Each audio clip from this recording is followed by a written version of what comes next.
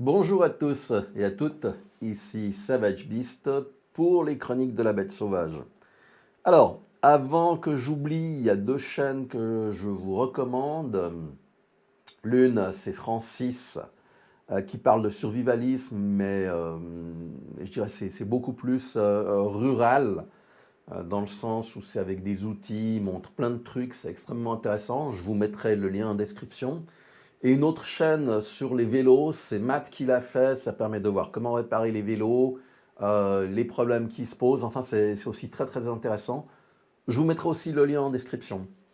Et puis maintenant, j'ai un message de mon amie Natacha qui est en Russie, et vous verrez, elle a un sens de l'humour très particulier. Alors le message s'adresse aux Américains, mais il est tout à fait applicable aux Européens. Hello, Americans. This is Natasha from Russia, and we want to thank you for all your sanctions, for taking away from our country Coca-Cola, KFC, McDonald's, and all that shit. We understand that you take care of our healthiness, healthiness. Блять, а как, блядь? Healthy, and that's why we'll be stronger and more beautiful and without fat. So we take care of you too, and that's why we cut our gas.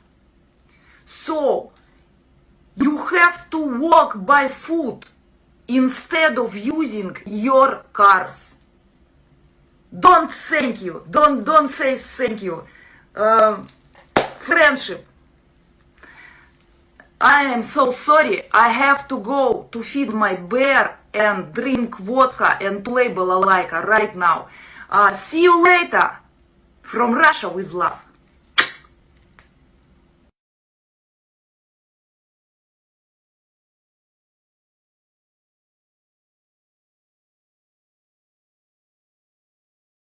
Et maintenant, on va aller dans le vif du sujet. On va parler des pénuries alimentaires en 2022.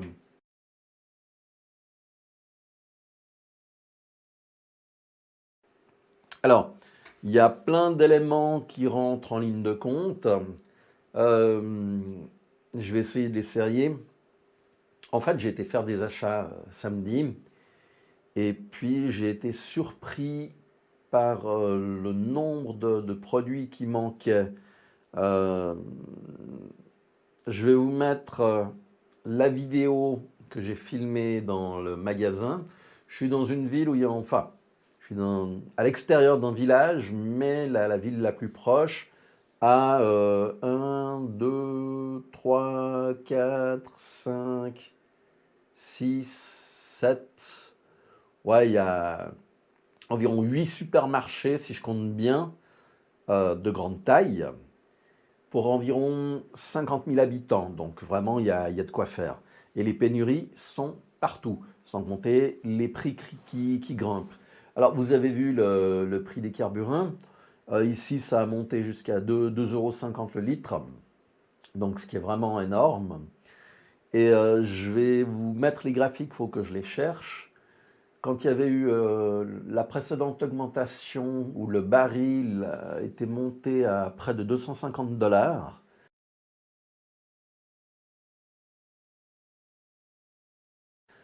on avait eu une augmentation de l'essence aux environs de 1,80, 1,82. Or, à l'heure actuelle, le baril est à 120 à peu près, pour donner un ordre d'idée. Et on paye jusqu'à 2,50 €. Donc, il y a des gens qui sont en train de faire un vol absolument monstrueux avec les carburants.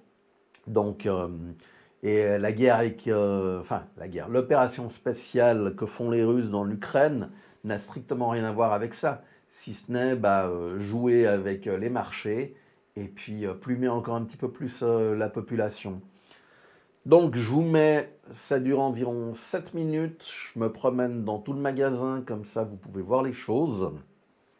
Et puis après, Je vais sortir les images à peu près des endroits où c'est vraiment flagrant. Comme ça, vous pourrez aussi vous rendre compte des prix que l'on a en Espagne. Pour ceux qui pensent que c'est bon marché, la situation est quand même compliquée.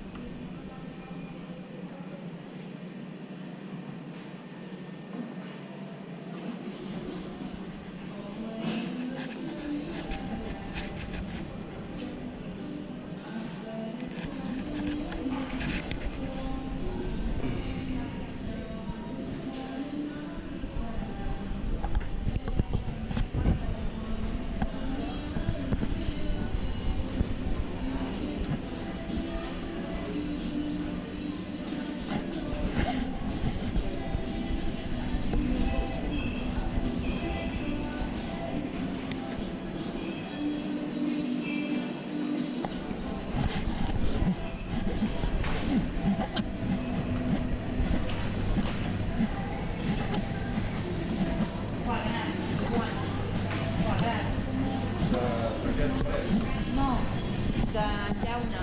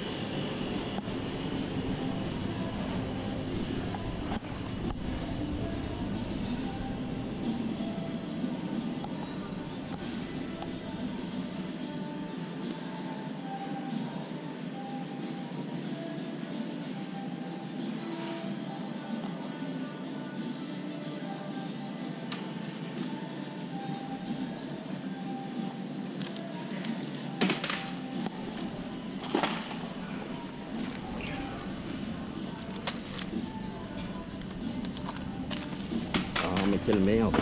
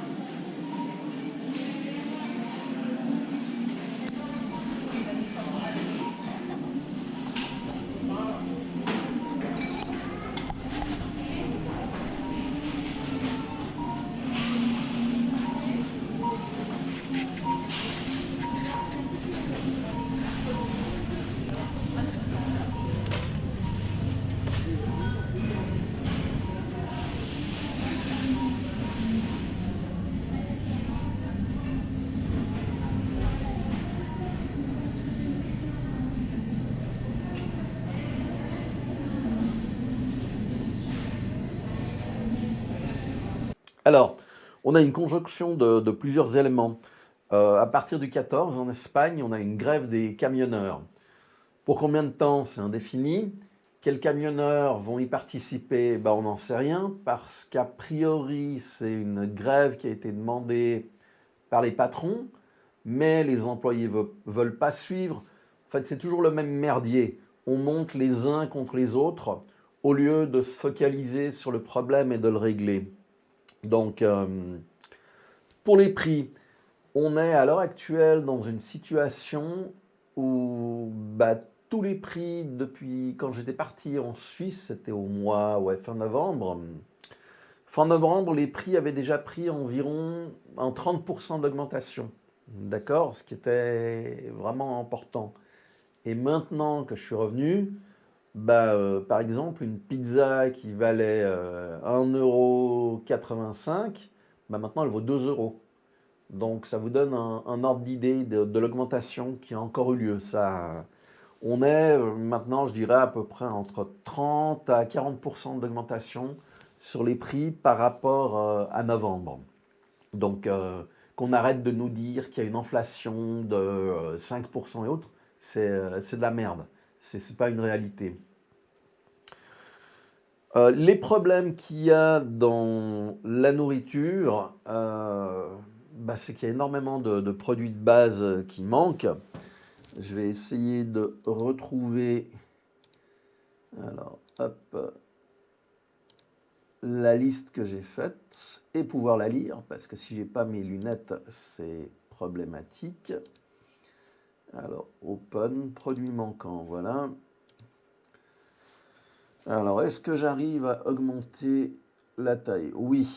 Alors, ce qui manque, bouillon de poulet, lessive, désinfectant, sauce tomate, tomate en conserve, artichaut en conserve, petits pois en conserve. Il faut savoir que ce sont des choses qui sont consommées vraiment régulièrement en Espagne. Euh, L'huile d'olive commence à manquer. L'huile de tournesol est rationnée. Vous avez droit à 2 litres par personne par jour.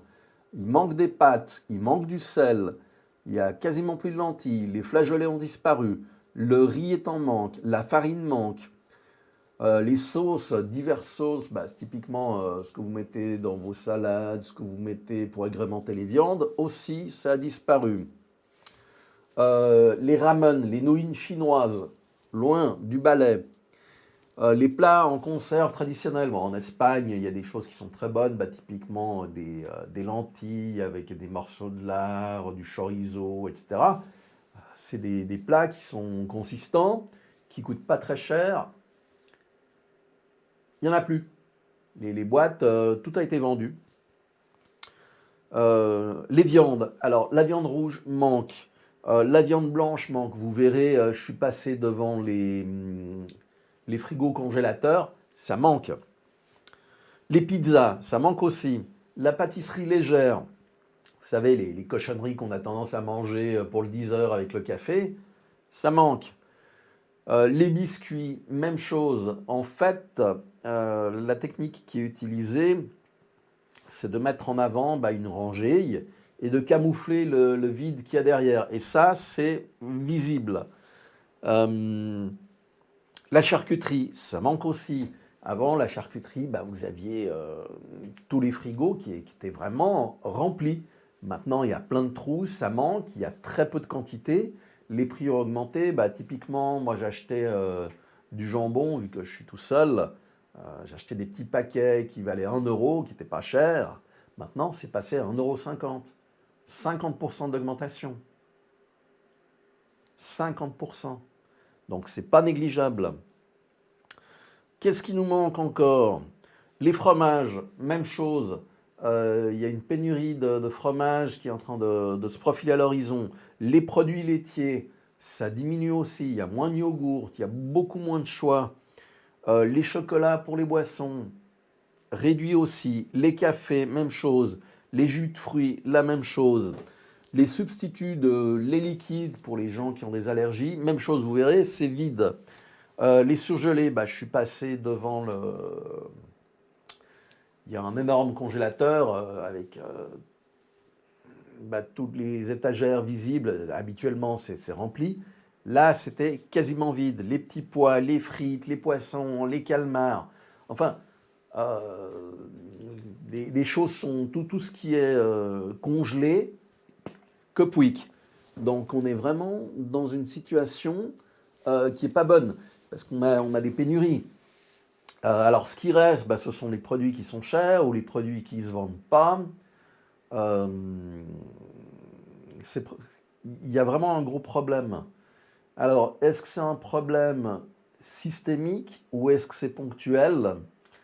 Par rapport à ce que j'ai vu, pour moi, c'est systémique. C'est-à-dire qu'on n'a plus la production nécessaire. J'ai regardé un petit peu les marchés concernant les céréales. C'est en train d'exploser au niveau des prix. J'ai discuté avec un de mes amis. Typiquement en France, les paysans, on peut obtenir 30 à 40% de l'engrais dont ils ont besoin pour faire les cultures. Ce qui signifie qu'on va avoir un gros problème l'année prochaine au niveau de tout ce qui est pâtes, farine, pain, etc. Il va y avoir des restrictions. Et là, on a encore l'occasion de faire des stocks actuellement. Il faudra en profiter. Donc, c'est vraiment quelque chose qui sent pas bon. Sans compter que pour les agriculteurs, maintenant, avec le diesel, je ne sais pas combien il est en France, mais on va dire à 2,30, 2,40, ça devient ingérable. Donc, est-ce qu'ils vont faire les semis? Je ne sais pas. Est-ce qu'ils vont pouvoir le faire? Est-ce que c'est déjà fait? Je n'ai pas la moindre idée. Il faudrait que je puisse me renseigner. Mais ça augure rien de bon. Pour l'instant, on continue à nous distraire avec les élections, bien évidemment. Ça ne va rien changer, que ce soit l'un ou que ce soit l'autre. De toute façon, est-ce qu'ils pourront faire quelque chose? est-ce qu'ils voudront faire quelque chose ou est-ce qu'ils seront totalement sous contrôle? En fait, pour pouvoir rétablir une situation au niveau de l'Europe, il faudrait sortir de l'OTAN, se débarrasser de ce truc, sortir de l'Europe, parce qu'il faut bien comprendre comment fonctionnent ces administrations. Je viens de dire le terme, c'est administration.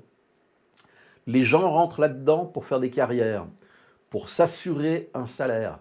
Ils n'en ont rien à foutre de ce qu'ils font. C'est pas important, c'est d'avoir du pouvoir et de l'argent. C'est tout. Le reste, c'est pas important.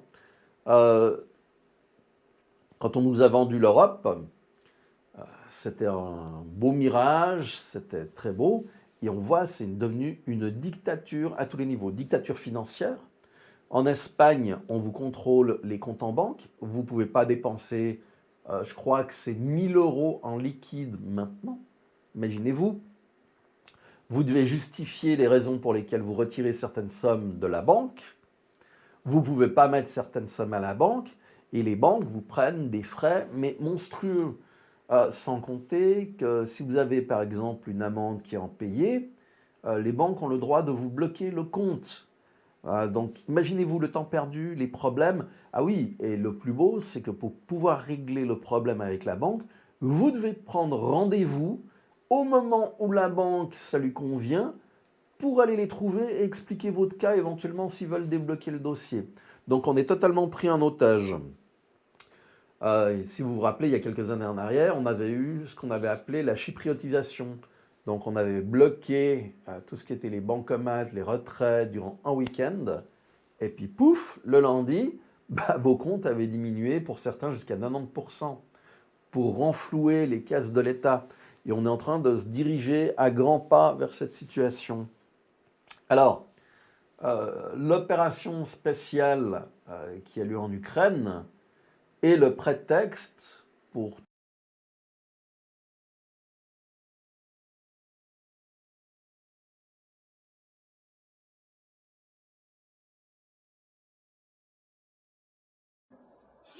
Тихо, я не понял, короче, этого что? Они сторожа отпугивают, смотри. Дерутся. Дерутся. Тихо, я не понял, короче, этого что? Они сторожа отпугивают, смотри. Дерутся. Дерутся. Тихо, я не понял, короче, этого что? Они сторожа отпугивают, смотри.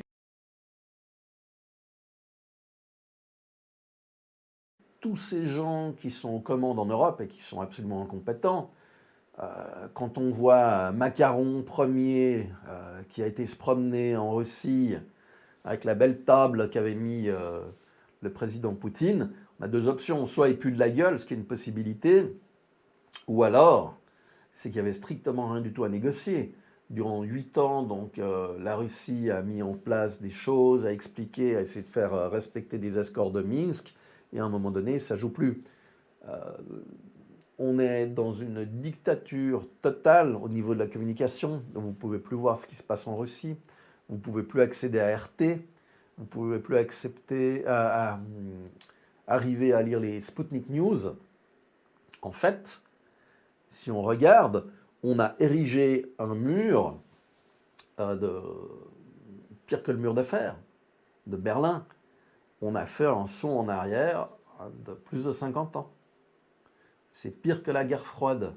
Et tout ça, il faut se souvenir que lorsque Trump était au pouvoir aux États-Unis, il a retiré des troupes, il a renoué le dialogue avec de nombreux pays, il y avait des accords, il y avait la paix. Qu'on aime Trump ou pas, c'est pas important. Moi, je parle de faits. On était tranquille. Il nous a fait gagner 5 ans. On savait que si la mère Clinton ou le père Biden venaient au pouvoir, ce sont des va-t-en-guerre et on est en plein dedans. Et pour moi, ce qui se produit en Ukraine, est-ce que ça risque de déborder? Honnêtement, oui. Parce que la situation avec les Américains et les Européens qui sont complètement cons, il faut dire ce qui est, on fournit des armes, on prend des réfugiés, 2 millions de réfugiés selon les dires américains, donc je ne sais pas si c'est la réalité ou pas. Il faut bien se rendre compte d'une chose, Les gens qui ont fui, on voit des vidéos, les premiers, ce sont des gars avec des Porsche Cayenne, des grosses Mercedes, qui donnent des bacs chiches aux gardes frontières pour passer les premiers. Ces gens-là étaient probablement dans les petits papiers du gouvernement. Donc ils ont intérêt à foutre le camp pour ne pas tomber sous la main des soldats à Poutine. Un autre problème qui va se poser, c'est soi-disant les nationalistes. Alors bon, on peut aimer son pays, être patriote et ne pas être en néo-nazi. Ces gens-là, à mon avis, vont rester, vont reconstruire leur pays. Mais tous les nazillons qui auront passé la frontière, on va les retrouver en Europe. Et là, ça va nous faire tout drôle, parce que ces gars-là sont extrêmement violents. Ils ont été formés par nos amis américains, nos amis canadiens, nos amis british. Et ça va semer encore plus de problèmes en Europe. Du reste, 2 millions de réfugiés, on ne pourra pas les gérer. On ne pourra pas les gérer. C'est aussi simple que ça. Donc attendez-vous à ce que l'économie continue à s'enfoncer. Ici, je suis sorti, alors durant la semaine, tout ce qui est bar, restaurant, c'est totalement vide. Quand je dis totalement, manger un kebab, c'est pas cher, hein, c'est ce qui a de meilleur marché. À midi, vous avez 5 personnes qui vont manger un kebab. Alors que la Rambla, habituellement, où la zone qui leur est attribuée correspond environ à 120 places, on était 5. 5 personnes. Donc vraiment, il y a un ralentissement total. Dans un autre domaine, le loisir, eh ben, c'est vide aussi. Je suis sorti ce week-end pour marcher un peu, voir un petit peu comment c'était. Alors, les restaurants, il y avait du monde à midi, mais bah, c'est une fois, quoi. C'est plus du tout réparti. Avant, on avait une répartition qui était linéaire au cours de la semaine, qui était bien. Maintenant, c'est plus du tout. Durant la semaine, c'est rien. Il y a un pic le vendredi tout petit, le samedi un peu plus et le dimanche plus rien. Donc, on a toute l'infrastructure commerciale qui est en train de s'effondrer. Les problèmes d'approvisionnement avec le gaz, bah oui, parce que pour l'instant, comme les Américains ont obtenu ce qu'ils voulaient, ils ont fermé Nord Stream, on utilise le gaz pour produire l'urée, pour produire tout ce qui est, comme ça s'appelle, pour l'agriculture, les engrais. Et sans le gaz, on ne va pas pouvoir produire les engrais. Donc on va encore amener des pénuries supplémentaires. Il faut faire vraiment attention et puis prendre en compte ces paramètres. Donc vérifiez bien les prix si vous avez l'occasion d'augmenter vos stocks de farine, de pâtes, etc. Ce sera une bonne chose. Si vous avez l'occasion de faire un petit jardin, un potager, faites-le. Moi, je dois faire le mien, mais comme je serai probablement absent, ça sera un peu compliqué pour gérer tout ce qui va pousser. Donc, à voir.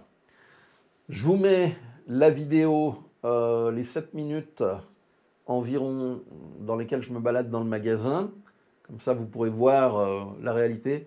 Et après, les photos seront extraites. Comme ça, vous pouvez vous faire une idée sur les prix. Bah, je vous remercie. Et puis, je vous dis à très bientôt. N'oubliez pas, soyez prêts face à l'imprévu.